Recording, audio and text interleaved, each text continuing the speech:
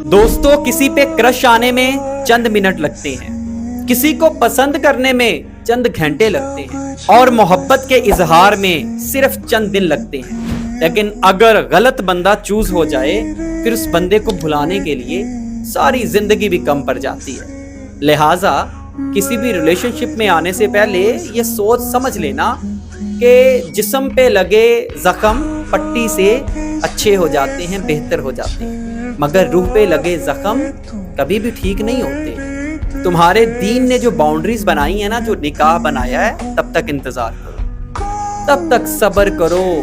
अल्लाह बेहतरीन फैसले करने वाला है, अल्लाह बेहतरीन कारसाज है। यकीन रखो पैदा करने वाले पे और यकीन रखो जिसने तुम्हारी किस्मत में रखा है, तो इंशाअल्लाह कभी रोना नहीं पड़ेगा।